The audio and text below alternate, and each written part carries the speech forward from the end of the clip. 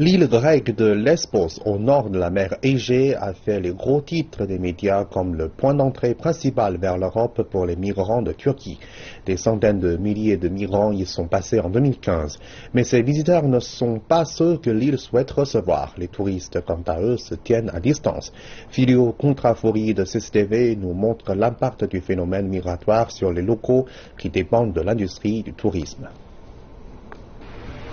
Alors que c'est habituellement le pic de la saison touristique, l'île grecque de Lesbos reste extrêmement calme. Quelques rares touristes flânent dans les rues, les navires de croisière ont cessé de venir, les agences de voyage ont annulé des vols et dans certaines parties de l'île, les réservations ont chuté de plus de 70%. L'île a en effet bénéficié d'une publicité, mais d'une publicité négative. Les gens ne connaissent pas Lesbos, mais maintenant tout le monde la connaît pour être une île sur laquelle tous les opprimés viennent s'échouer. Les flots de réfugiés ont grandement diminué depuis que l'Union européenne et la Turquie ont trouvé une entente en mars dernier. Mais Lesbos continue de lutter contre cette image désormais très répandue à l'étranger qui la présente comme étant l'île des réfugiés. Il y a un an, cette plage au nord de l'île a attiré l'attention du monde entier lorsque des volontaires venaient en aide à des centaines de réfugiés chaque jour. Mais aujourd'hui, il n'y a plus rien pour rappeler le chaos qui s'est produit ici il n'y a pas si longtemps que cela.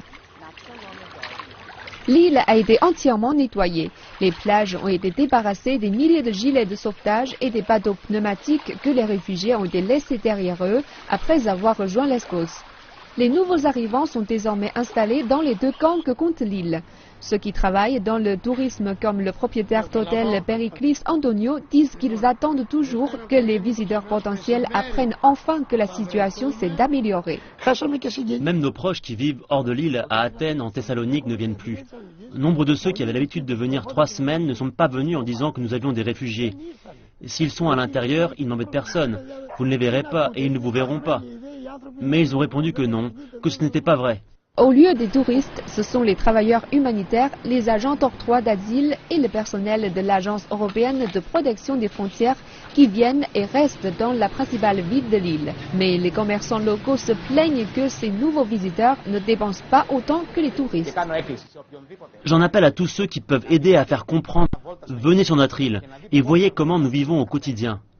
Les revenus dans la plupart de nos entreprises ont considérablement baissé. Et si cela continue et que nous n'avons pas de visiteurs l'an prochain, l'île n'existera plus. Également touchés par la crise économique grecque, les locaux espèrent donner une nouvelle image à Lesbos avant que la prochaine saison touristique ne commence. Sans cela, ils disent qu'ils devront lutter pour leur survie, un peu comme les réfugiés qu'ils ont été sur cette même île.